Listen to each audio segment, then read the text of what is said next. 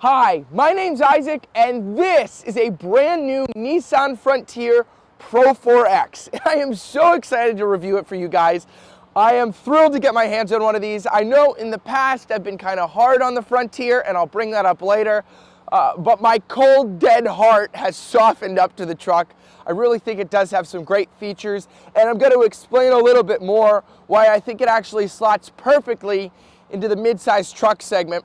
But this video is also my 1,000 subscribers special, which I am so thankful for. My goal was to get to 1,000 subscribers. It took 6 months of me really working at truck videos, and thankfully, finally, I hit 1,000. Actually, right now I'm at 1,200. Thank you guys so much. I am just so appreciative. The views that I get on these videos are crazy. My Ram video, I think is almost at about 40,000 views of recording this one. Incredible. I never expected this much support. I am so thankful for you guys. I really appreciate it. So let's get started with this Frontier on this cold, gloomy, sucky day. I'm kind of like a mailman, you know, rain, sleet, or snow, except I won't do sleet. If it's sleeting on a day I'm supposed to be doing one of these videos, you're gonna wait another week for a video.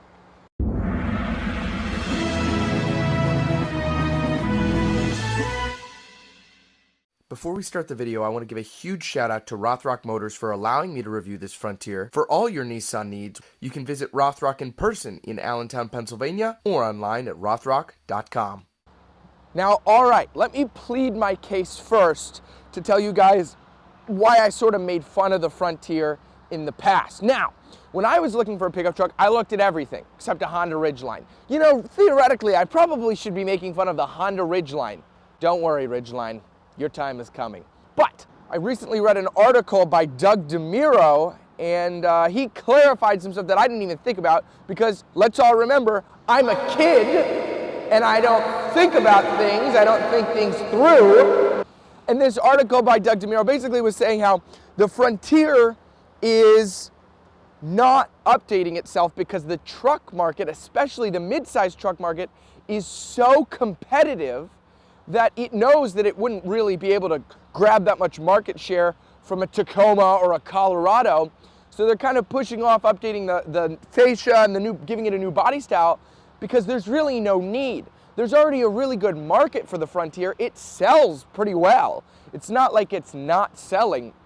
And so they say, oh, well, we don't really need to upgrade it because it's more of a worker's truck and it's more of a bare basics truck, so it can be less expensive. Now, I know if you'll go back to my Tacoma video, I did say that it was quite expensive still for the Frontier, and it is about the same price as a Tacoma for the absolute top trim.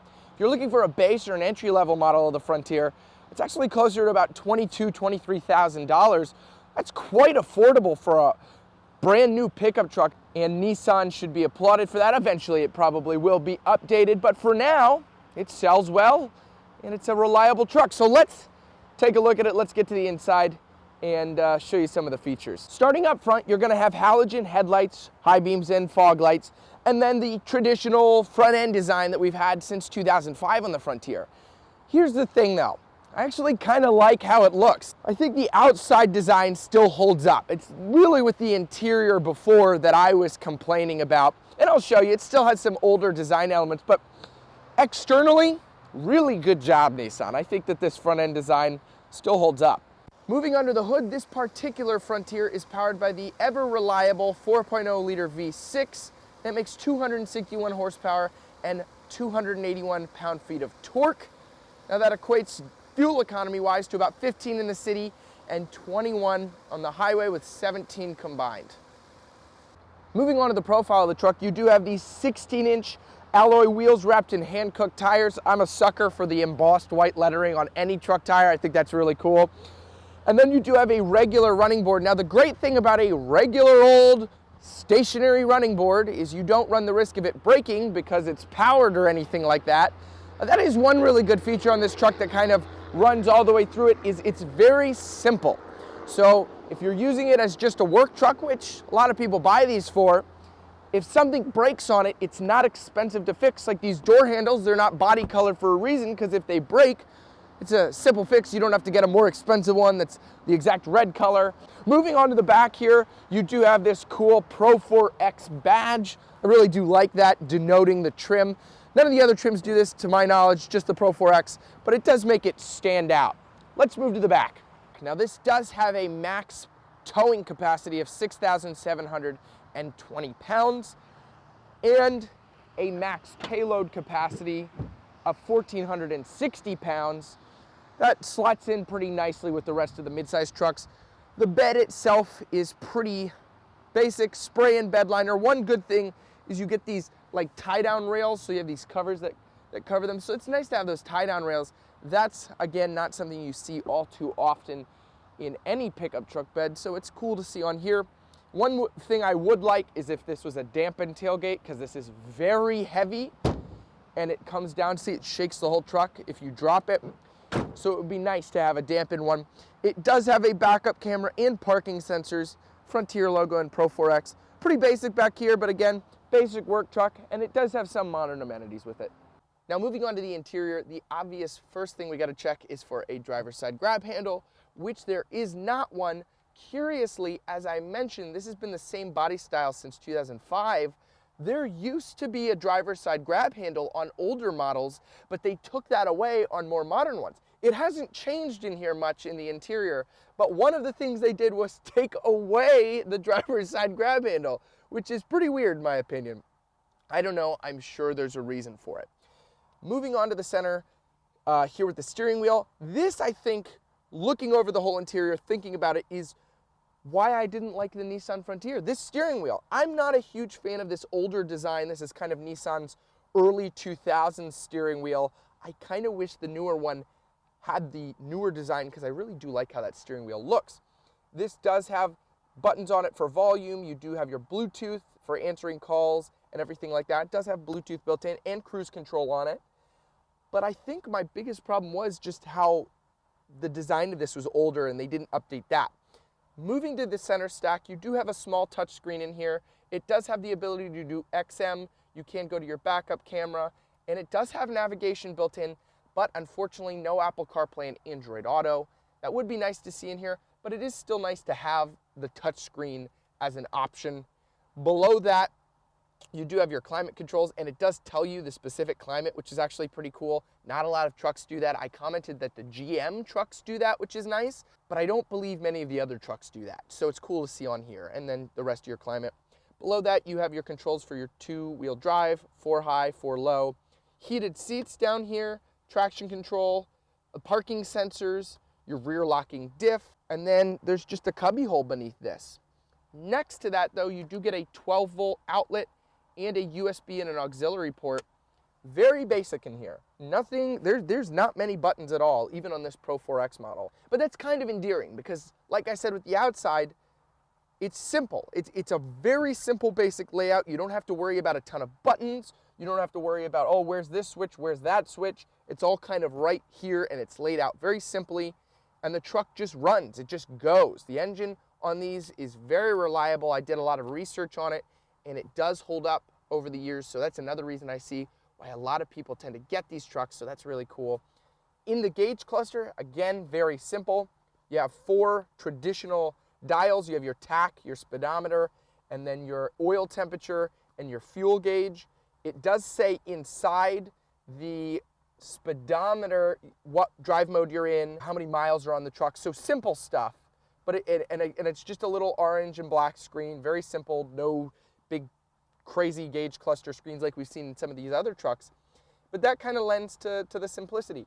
It does have a lot of hard touch plastics on here. It would be nice for this to be like leather or something like that. This is a nice texture on here, and these are very nice cloth seats. I will say that. They do say Pro 4X on them, which I think is really cool. They hold you very nicely. So let's move to the back. And finally, moving to the back, the Frontier extends its simplistic design back here. Very simple. It does thankfully have seats that fold up down here. One cool thing that this has, underneath the seats, there is little things that pop out here. My guess is these are drains, it looks like, so you can actually drain out the bottom here if you'd want to put ice in it. and maybe some drinks down here. That's kind of a cool idea. I know some trucks do that, but not usually in the bottom here where the seats are, so that's really cool to see. Just pop that, pull that up, and that pops the seats back down. Down here you do have cup holders that fold out, so that's nice to have back here. It does have a manually sliding rear window back here. Nothing too crazy. That's about average for the segment. As I mentioned, the Ford Ranger doesn't have an option for a power sliding rear window either. Nice to see that it does have a window though. But other than that, it is pretty simple. You do have a dome light. The seats are very comfy, but not much to report. It's nice back here. This is the Pro 4X model, and I wanted it because this is really, you can get the highest trim stuff with this. This one doesn't have leather. There is options for leather on it. I did just want to show you guys this because this kind of has all the amenities you can get with it. But I'm not taking it off-road. This is a truck that's fantastic off-road, obviously, with the Pro 4X, the locking diffs, everything like that. But that's not something I unfortunately can showcase to you at this dealership in the middle of a city. Wouldn't that be cool if they were like, we have a little test drive thing for off-roadiness? But regardless, it's very good off-road, and I've seen videos of it, and I'm sure you have too. It is a very worthy off-road competitor for some of these other trucks, so that is another cool thing too. But it is a nice truck, and I regret teasing it before in my other videos because that was undeserved. And so this is my makeup, this is my apology video, if you will, for not treating the Frontier fairly, because I can't treat the Frontier fairly if I haven't reviewed it. I think I was like, oh, I can bash this truck, but I'm like, I haven't reviewed it. I can't bash the Honda Ridgeline unless I review it. Maybe the Honda Ridgeline is a bad truck, you know, or maybe it's a great truck. I don't know. And so until I review it and I can actually get my hands on it, I don't want to say either way. You know, we tease a lot of other trucks about not being good and being bad and not being reliable and all this, but it's like, well, until you own one, you don't really know. And that, I think, is what I love about my channel, is I objectively look at this. Yeah, does this truck have hard plastics? Yes, it does. And that's not good if we were looking at a really expensive truck. But since it's a less expensive, affordable option that knowingly isn't trying to be crazy expensive and all out, I forgive it. It doesn't matter. Would it be nice to have Apple CarPlay? Absolutely. That's something that they could incorporate. But my guess is they're saving it for the refresh. I think in 2022 or 23, Nissan says it's going to refresh every single one of its models.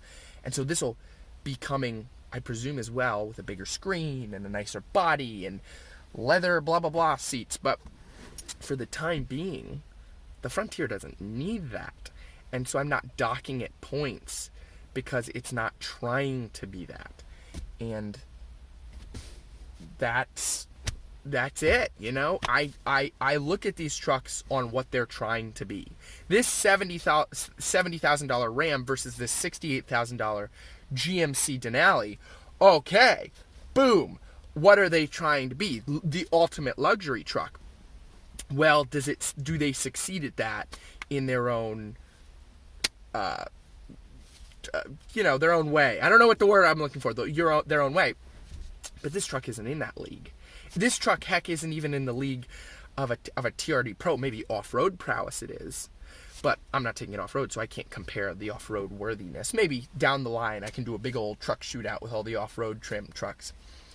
But this slots in perfectly with what it is. And it doesn't... Here's the great thing about this truck, which I'm going to make sure I keep in the video here. Despite having a lot of hard touch plastics, the parts don't feel cheap. A lot of the vehicles I've done, some of the parts feel cheap. The Silverado work truck I did, that felt cheap. Now again, that was a lower base model truck that I reviewed, but the parts felt cheap in it. The dials in this feel very sturdy. They don't feel like they're going to come off. The plastics don't push in. even though you do have plastics, it's very sturdy. It feels like a reliable long-term truck. And that is another great thing that the Frontier excels at. And I think that it should be commended for that in that regard too. So that was my little driving impressions. It drives fine. It drives good. I've driven it on the highway. I've driven it on roads. It is perfectly serviceable. If you need something to haul, whether it's towing a boat or towing I wouldn't say a boat. I'd revoke that. Maybe a little boat. If you need a truck that tows something small, if you need it to just carry around wooden stuff from Home Depot or Lowe's, this is a great truck for that. Just a little runner truck, you know. It doesn't need to be anything crazy. So that's my overview of the Frontier and my driving impressions of it. So there you go, guys. All in all, the Frontier is great. It knows what it is, and I apologize for bashing it before. It's simple, and a lot of people want a truck that's simple. A lot of people don't like the bells and whistles of the $70,000 Ram or the GMC Sierra. They want something that they can get in, hit a button, it works, and then they could just keep driving, and then they can run this to 300,000 miles. And that's what the Frontier accomplishes so well. Thank you guys for watching this video. I really appreciate it. I want to thank Rothrock Nissan again for allowing me to do this. Take care, everybody. I will pray your truck lasts you a long time and it serves you well. And I do that. Not every night. I'd be lying if I said every night. But when I remember, I accumulatively pray for everyone. I'm getting so cold. I'm freezing out here. Stay tuned. I'm going to do the 2020 Nissan Titan, hopefully, whenever that hits dealerships. That should be exciting. I'm going to get out of here. See you guys next video. Take care.